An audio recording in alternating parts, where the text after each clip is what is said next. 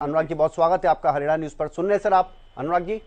हाँ जी बताइए सर, किस तरह से देखते हैं ये फैसला जो लिया गया है कि गाड़ी अगर आप चला रहे हैं और अगर गाड़ी में पीछे बैठ रहे हैं तो आपको सीट बेल्ट अब लगानी ही होगी? सर, ये फैसला बहुत पहले से हमारे ऑलरेडी एमवी एक्ट में है कि पैसेंजर के साथ में ड्राइवर के साथ में पैसेंजर को सीट बेल्ट लगानी है। और उस पर जुर्माने का प्रावधान जो पिछली बार गडकरी जी ने 2019 में जो प्रावधान किया था एमवी एक्ट संशोधन में जी, उसमें ये ऑलरेडी वहां पर है।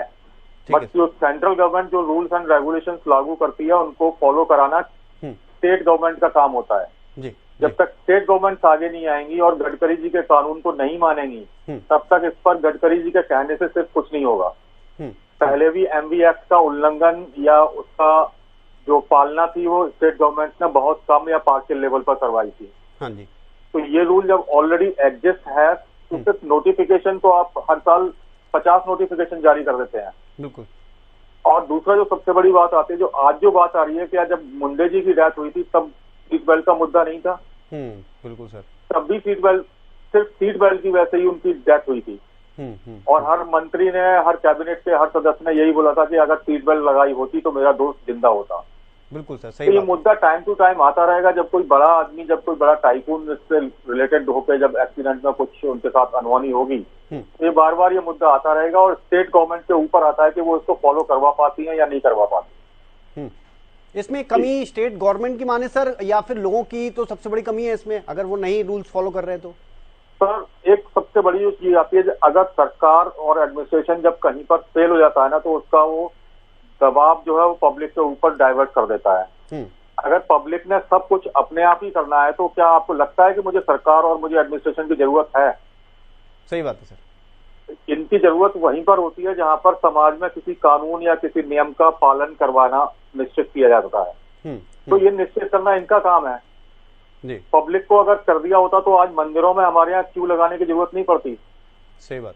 मंदिरों में भी आजकल क्यू लगवानी पड़ती है कि आप लाइन से चलो, अदरवाइज भगदड़ मचेगी और भगदड़ में मौत होगी। तो जब ऐसी जगह पर जहाँ पर श्रद्धा का केवल एक सेंटर होता है, एक ही तरफ ध्यान होता है पब्लिक का, वहां पर भी जरूरत होती है और नियम वहां पर भी बनाए जाते हैं। तो ये तो सड़क है जहाँ पर किलोमीटर 100-120 किलोमीटर से रफ्तार से गाड़ियां दौड़ रही हैं।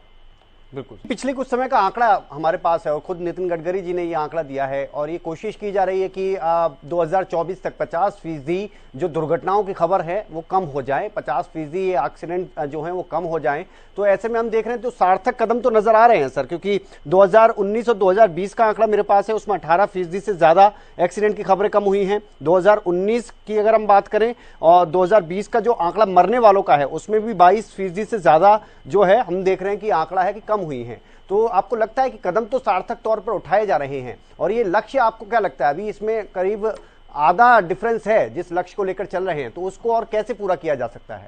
सर, ये डिकेड ऑफ एक्शन 2011 में शुरू हुआ था, 2011 से 2020 जी। और हिंदुस्तान की सरकार ने यूएन में जाकर डिक्लेरेशन साइन किया था 50% रिडक्शन का 2011 में।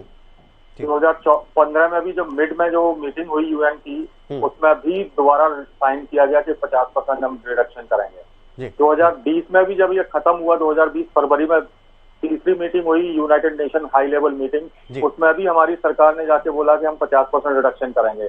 तो फिर ये टाइम टू टाइम फर्क आगे चलता जा रहा है। 2011 में साइन किया था तब 1 लाख से कम मौत होती थी, 1.5 लाख हो गई, मतलब आपकी 50% बढ़ चुकी तब से। जी सर, जी तो सर। कब से फिगर माना जाए? और आज जो आप जिस एक्सीडेंट की बात कर रहे हैं वो सिंपली एक बहुत अच्छी तरह से डिजाइनिंग फॉल्ट है। वहां पर घुमावदार सड़क है, 200 मीटर के अंदर 200 मीटर के अंदर 3 घुमाव है वहां पर पुल पर आने से पहले जी। 200 मीटर में अगर 120 की स्पीड से 100 की स्पीड से अगर गाड़ी चलेगी तो 100% टकराएगी। बिल्कुल। हाँ, अगर 2 लेन की जगह सिंगल लेन में गाड़ी चल रही है तो वो निकल जाएगी, लेकिन अगर दोनों लेन एक साथ, कोई एक लेन में एक ट्रक आ गया या गाड़ी आ गई दूसरी लेन में आ गई तो 100% टकराएगी वहां पर। हाँ, ये डिजाइनिंग फॉल्ट है वहां पर 100%। बिल्कुल। और राजकुमार जी, हम देखते हैं ये एक बड़ा कारण है, जब भी हमने रिसर्च किया इस चीज पर तो एक बड़ा कारण समझ में आता है कि रोड जब बनाए जाते हैं तो उनकी संरचनाओं में कहीं ना कहीं कमी रहती है और शायद इस वजह से भी ये जो आंकड़ा है वो बढ़ जाता है। आप कितना इत्तेफाक रखते हैं इस बात से? ये भी एक मेजर पॉइंट है, जैसा कि मैंने अभी पहले बताया था कि सारी चीजों पर ध्यान देना पड़ेगा, enforcement, awareness plus road engineering. तो जब तक, जैसे अभी अनुराग जी ने बताया कि वहां पर ये रोड इंजीनियरिंग फॉल्ट था उस वाले पे जो घुमावदार है, ये सारा रोड इंजीनियरिंग का होता है। और ये अगर कोई समझदारी से भी चला रहा है और अगर फॉल्टी है रोड इंजीनियरिंग में, तो वहां पर पूरे चांसेस बन जाते हैं कि वहां पर एक्सीडेंट होगा और दुर्घटना होने के चांसेस बन जाते हैं। रोड इंजीनियरिंग नो डाउट बहुत बड़ा रीजन है, और ये 3-4 रीजन होते हैं, ड्राइवर वाला, रोड इंजीनियरिंग वाला और प्लस अवेयरनेस की जरूरत है। अनुराग जी, आपको लगता है कि और ये जो सख्ती है, एक डर होता है तो लोग भी कहीं ना कहीं नियमों को लागू करना शुरू कर देते हैं, तो आपको लगता है कि ये सख्ती और ज्यादा बढ़ा दी जाए, या फिर हम देखते हैं कि चालान की राशि जब भारी भरकम कर दी जाती है तो विरोध तो होता है लेकिन डर भी रहता है, तो क्या ये चीजें कारगर, ये जो कदम उठाए जाते हैं ये कारगर साबित होंगे अगर आने वाले समय में अगर ऐसा हो जाए तो? सर, मैं एक छोटी सी आपको एक बात बताऊं, ये बहुत बड़ा साइकोलॉजिकल फैक्टर है। आपने अगर अभी पूरे देश में देखा होगा, तिरंगा रैली पूरे देश में करी गई चारों तरफ। जी सर। हर रैली में विदाउट हेलमेट बियरिंग वहां पर एक फौज था। बिल्कुल बिल्कुल। तो क्या हम रूल का पालन न करने को अपने नेशनल प्राइड के साथ जोड़ रहे हैं? नंबर 2, 80% सिटीज में हमारे यहाँ पर इन्फोर्समेंट नहीं है, पार्शियल है या नहीं है। केवल 20% मेट्रो या A क्लास और B क्लास सिटीज में आपको ये चलान लिखते हैं, अदरवाइज नीचे के जाएंगे तो आप वहां पर ट्रैफिक पुलिस का नामो निशानी नहीं मिलेगा। जी सर। दूसरी बात आती है कि जब इन्फोर्सर की बात आती है, एक हमारे पॉलिसी मेकर्स हो गए जो कि नियमों की धज्जियां उड़ाते हैं साइकोलॉजिकली और यूथ को एम्पावर करते हैं रूल का पालन न करने के लिए अपनी रैलीज में। नंबर 2 पर जहां पर हमारे इन्फोर्सर आते हैं, इम्प्लीमेंटर जिसको कि पुलिस बोलते हैं, 90% पुलिस वाले खुद रूल्स का पालन नहीं करते हैं, कभी सीट बेल्ट नहीं लगाते, हेलमेट नहीं लगाते। तो आप जब हमारा एक पॉलिसी मेकर और हमारा इम्प्लीमेंटरी रूल का फॉलो नहीं करता तो साइकोलॉजिकली मैं और मेरी आदत क्या बनेगी?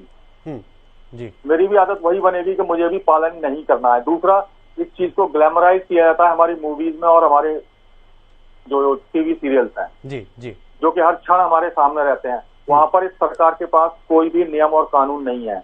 एक छोटा सा कानून ministry of information and technology का है कि जब तक स्टोरी की डिमांड ना हो आप ट्रैफिक नियम का वायलेशन नहीं शोकेस कर सकते। केवल 2 लाइन का नोटिफिकेशन है, कोई स्पेसिफिकेशन नहीं है, कोई इस पर एक्शन नहीं होता है हिंदुस्तान में। तो अगर नियम बना है तो उसका पालन होना चाहिए। और विदेशों में जिस कंट्री की भी हम बात करते हैं वहां पर ये नियम सख्ती से लागू है, टीवी बैन हो जाती है, एड बैन हो जाता है, मूवीज बैन हो जाती हैं अगर इसमें स्टोरी ऑफ द डिमांड। हमारे यहाँ पर हमारे अक्षय कुमार जी एक मूवी में जो है कोर्ट से घर जा रहे हैं, घर से कोर्ट आ रहे हैं और वो विदाउट हेलमेट जा रहे हैं। मुझे नहीं पता कौन सी डिमांड ऑफ द स्टोरी है वहां पर। जी, कोई इमरजेंसी थी, कोई किसी का एक्सीडेंट हो गया था, किसी का किडनैप हो गया था, किस वजह से उन्होंने हेलमेट नहीं लगाया, स्टोरी की डिमांड क्या थी? लेकिन आज तक ठीक है और वो हमारे ब्रांड एम्बेसडर बने हुए हैं रोड सेफ्टी के। तो ये इस देश की आयरनी है कि हम सिस्टमेटिक में जाके सारा जो नियमों का ठीकरा है वो हम पब्लिक के ऊपर फोड़ देते हैं कि पब्लिक को अपने आप ये काम करना चाहिए, जबकि यहाँ पर इन्फोर्समेंट और पॉलिटिकल पार्टीज की विल की जरूरत होती है। अभी मैं पुणे का एग्जांपल लेता हूँ। जब पुणे में वहां पर जब हेलमेट इन्फोर्समेंट पुलिस ने लागू किया, जी sir, 1 to all political parties वहां पर डेमोन्स्ट्रेशन में आ गई कि ये हेलमेट लॉज यहाँ पर लागू नहीं होगा। तो who is the real culprit of all these deaths? बिल्कुल हमें ये पालन सुनिश्चित करना होगा। वहां पर बीजेपी भी थी, वहां पर कांग्रेस भी थी, वहां पर एनसीपी भी थी। ये सभी पार्टियों ने वहां पर जो है धरना प्रदर्शन किया कि ये लॉ नियम यहाँ पर लागू हेलमेट का नहीं किया जाएगा। अनुराग जी, एक चीज और, माफ कीजिएगा मैं आपको रोक रहा हूँ, एक चीज और, आपने विदेशों का जिक्र किया और मैं जहां तक अगर बात करूं तो मैं भी कई देशों में गया, वहां के अगर मैं रूल्स को देखता हूं तो वहां पर मुझे ट्रैफिक पुलिस इतनी नजर नहीं आती सर सड़कों पर। चाहे आप दुबई की बात कर लीजिए, थाईलैंड की बात कर लीजिए, यहाँ तक कि श्रीलंका जैसे देश की भी बात कर लीजिए, वहां हम देखते हैं कि ट्रैफिक रूल्स खुद ही लोग फॉलो करते हैं। तो उसमें आपको क्या लगता है कि वहां की मानसिकता और यहाँ की मानसिकता में इतना डिफरेंस कैसे आ जाता है? समय का मैं सर बहुत संक्षेप में चाहूंगा। सर, मैं दो नियम यहाँ पर 2 चीजें लागू करनी पड़ेंगी। एक, पुलिस वालों के लिए मैंडेटरी कर दिया जाए और पब्लिक को उकसाया जाए कि पुलिस वालों की फोटो खींच के भेजो, उनका चालान होगा, नंबर 1, क्योंकि वो इन्फोर्समेंट वाले हैं। नंबर 2 जहां पर बात आती है वहां पर पॉलिटिकल विल के ऊपर आती है कि कोई भी पॉलिटिकल क्लास अगर नियमों का उल्लंघन अपनी रैलीज में, अपनी जितनी भी चेतना रैली या जो भी रैली हो रही है अगर उन्हें किया जाएगा तो 1 साल के लिए उनका सस्पेंशन कर दिया जाएगा पार्लियामेंट से या एमएलए विधानसभा से। ये 2 नियम लागू कर देंगे ना तो सारे काम अपने आप सॉल्व हो जाएंगे। और मैं पब्लिक का जो नुमाइंदा हूँ, मेरे ऊपर जो प्रोवोकेशन के फैक्टर हैं, जहाँ से मेरे को एनकरेजमेंट मिलता है मूवी से, टीवी से, हमारे जो जितने भी सेलिब्रिटीज हैं, इन लोगों से, इन लोगों को बैन कर दीजिए, इनके ऊपर चलान कीजिए। टाइम टू टाइम चलान करने से अभी मनोज तिवारी जी का चलान कर तमाम उपाय अपनाने होंगे। अगर ये अपनाए जाएंगे और ये सख्ती देखने को मिलेगी तो शायद ये आंकड़ा हम जो लक्ष्य लेकर चल रहे हैं कि सड़क हादसों में कमी आए वो देखने को मिलेगी। बहुत शुक्रिया सर अनुराग जी आपका।